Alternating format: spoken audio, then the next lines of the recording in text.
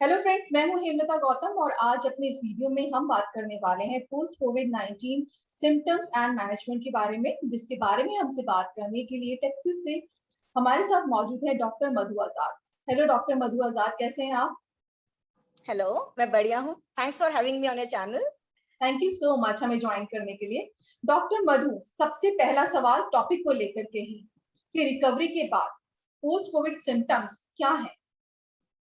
Actually लोगों को Covid हुआ, लेकिन उसके बाद भी कोविड फिनिश हो गया है, सब वायरस खत्म हो गया है, और उसके बाद भी कुछ ऐसे सिम्टम्स हैं जो 1 महीना या 3 महीने तक लोगों के अंदर रहते हैं। उन सिम्टम्स को हम बोलते हैं post acute Covid symptoms, the post acute Covid syndrome. अगर वो 3 महीने से ज्यादा रह रहा है तो हम उसको बोलते हैं लॉन्ग कोविड या फिर पोस्ट कोविड सिंड्रोम। बिल्कुल। किन लोगों को जो है ये सिम्टम्स जो है वो रह जाते हैं, अगर मैं पूछूं तो? एक्चुअली ये देखा गया है, वो लोग जिनको सीरियस कोविड इन्फेक्शन हुआ था, जिनको लंग में निमोनिया हो गया था, जो बहुत टाइम तक हॉस्पिटल में एडमिट रहे थे और जिनको काफी सारी दवाइयां खाना पड़ी। सवाल और जानना चाहूंगी कि सिम्टम्स जो हैं वो क्यों रह जाते हैं बॉडी के अंदर? एक्चुअली जब बॉडी के अंदर वायरस गया या कोई भी माइक्रो ऑर्गेनिज्म जाता है, वायरस बैक्टीरिया कुछ भी, तो हमारे शरीर उसके लिए फाइट करता है। अब जब फाइट हुआ है तो हमारे जो सेल, उसने वायरस को खाया, और जो वायरस से इन्फेक्टेड जो सेल्स थे उनको भी हमारे बॉडी के जो हेल्दी सेल्स थे, जो हमारे सेनापति थे बेसिकली, हम उनको बोलेंगे कि उन्होंने उसको खाया। और ये रिस्पॉन्स, इसको मेडिकल टर्म में बोलते हैं साइटोकाइन स्टॉर्म। ठीक है, तो इसकी वजह से, और एक और रिस्पॉन्स होता है इन्फ्लेमेटरी रिस्पॉन्स, ये वायरस को खत्म करने में हमारी बॉडी को हेल्प करता है। अब क्या हुआ, एक वॉर हुआ, वार में हमारे जो सोल्जर्स थे वो हमारे इंजर हो गए, तो हमारे जो सोल्जर इंजर हुए हैं, ये हमारे बॉडी के जो हेल्दी सेल्स थे वो भी इंजर हुए हैं। और ओके। इनको वार खत्म हो गया, लेकिन जो इंजर्ड सोल्जर्स है उनको रिकवरी में तो टाइम लगेगा। तो ये जो सिम्टम्स है वो इंजर्ड हमारे जो बॉडी के सेल्स है उनकी वजह से सिम्टम आ रहे हैं। और इनकी रिकवरी और हीलिंग बहुत जरूरी है, और सही टाइम पर और फास्ट जरूरी है। मुझे लगता है कि मतलब सही कहा आपने कि ये रिकवरी के बाद भी इसका ट्रीटमेंट बहुत जरूरी है, हमें उसको इग्नोर नहीं करना चाहिए। ये बाद भी हम देखते हैं कि कुछ जो प्रॉब्लम्स हैं वो लोगों में बनी रहती हैं। वो किस तरह की प्रॉब्लम्स हैं और वो एक लंबे टाइम तक उससे सफर करते हैं, उसके बारे में आप थोड़ा सा हमें बताएंगे? हाँ जी, तो सबसे पहले कोविड ने अफेक्ट करता है थ्रोट, ठीक है, गला।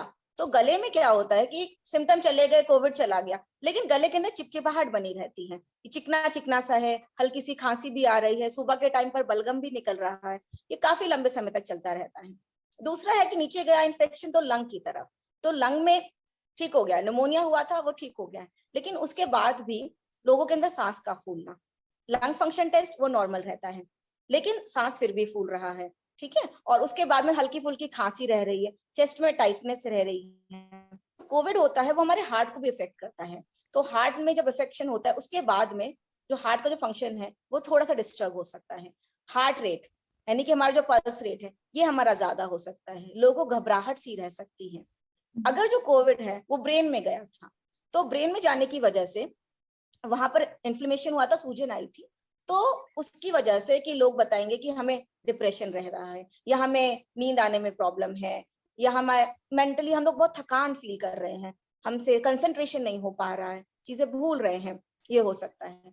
दवाइयां इतनी सारी खाया था तो उसकी वजह से हो सकता है साइड इफेक्ट उन दवाइयों का, तो बाद में लोगों को गैस्ट्रिक कंप्लेंट्स कि खाना नहीं खा पा रहे ढंग से, उनका जो डायरिया है, मोशन उनको काफी बार जाना पड़ रहा है, पेट के अंदर गैस काफी बन रही है, और इन जनरल जो पेशेंट बताते हैं नॉर्मली कि हमको वीकनेस काफी रह रही है, ये कोविड तो खत्म हो गया लेकिन हमारी थकान नहीं जा रही है, शरीर काफी टूट रहा है, कुछ लोगों के अंदर घुटनों दर्द होते हैं, कुछ लोगों के अंदर सर भी दर्द होता है। तो ये सब मेनली जो सिम्टम हमको देखने को मिल रहे हैं कोविड ठीक होने के बाद भी।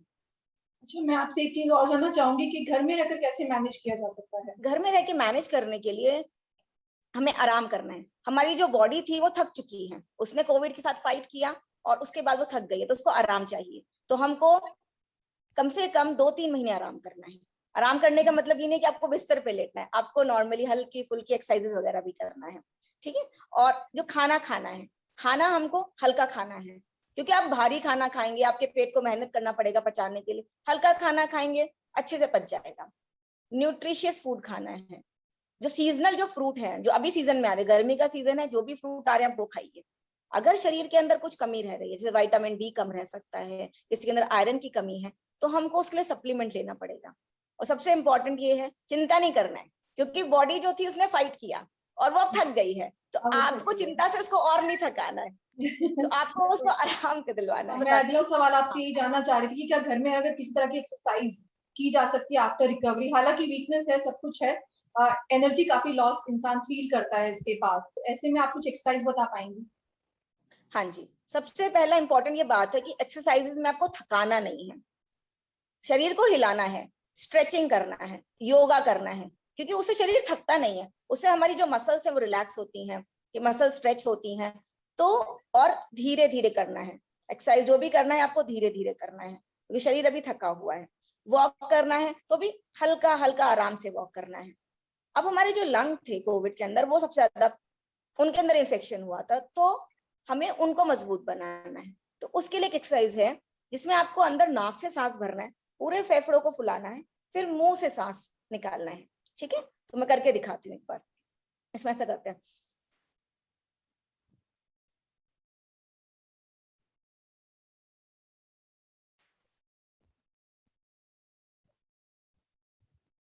आपने कुछ वीडियोस देखे होंगे जिनके अंदर बताया गया कि आप स्पाइरोमीटर यूज कर सकते हैं।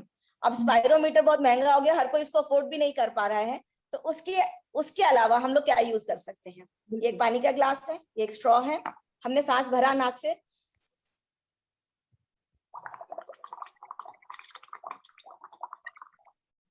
हम ऐसे कर सकते हैं। घर में तो रह इससे के क्या, यानी कि कुछ घर में इजी रहकर, एक्सरसाइज कर तो सकते ये हैं। स्पाइरोमीटर की जरूरत नहीं आप खरीदने की, हम ऐसे कर सकते हैं। ध्यान इसमें रखना है कि आपको झुका के नहीं करना है, आपको सीधे बैठ के करना है। अंदर सांस भरा और सीधे बैठकर आपको स्ट्रॉ के थ्रू छोड़ना है आपको सांस। ओके, सिम्टम्स की बात हो गई है, एक्सरसाइजेस की बात हो गई है, अब रह गया है इलाज, ट्रीटमेंट। इसके बारे में आप क्या बताना चाहेंगे हमें? मैं एक होम्योपैथिक फिजिशियन हूँ और होम्योपैथी में इसका बहुत अच्छा रोल है। हमारे पास ऐसी बहुत सारी मेडिसिन है जो ये वीकनेस कवर करती हैं, हेडेक, जॉइंट पेन, और जो साइड इफेक्ट्स है मेडिसिन के, जो आपने इतना सारा मेडिसिन खाया साइड इफेक्ट है, तो उसके लिए भी मेडिसिन है।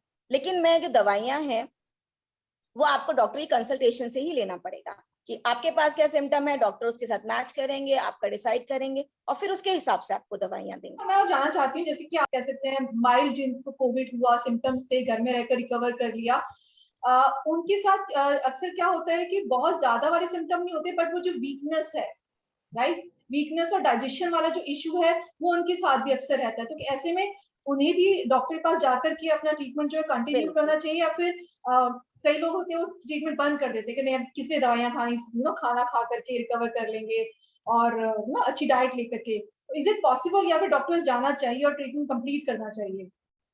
नहीं बिल्कुल जाना चाहिए। एक्चुअली हमारी बॉडी खुद कैपेबल होती है कि फाइट करने के लिए, या हमारी बॉडी कैपेबल है कि हमें खुद से ना एक नॉर्मल रिस्टोरेशन लाने के लिए, नॉर्मल करने के लिए। लेकिन अभी क्या है, एक वॉर हुआ था शरीर के अंदर, बॉडी जो है टूट गई है, और तो उसको टाइम लगेगा थोड़ा सा। जो मेडिसिन है हमारी होम्योपैथिक मेडिसिन, हमारी बॉडी को हेल्प करेगा फास्ट रिकवरी में। तो आप अगर मेडिसिन लेते हैं तो आपका रिकवरी बहुत फास्ट हो जाएगा। जहां आपको 1 महीना लगना है या 3 महीना लगना है, वहां आपको और कम से कम टाइम लगेगा। Thank you so much doctor Madhu Azad, अपना कीमती समय हमें देने के लिए। Thank you so thank you much. So much.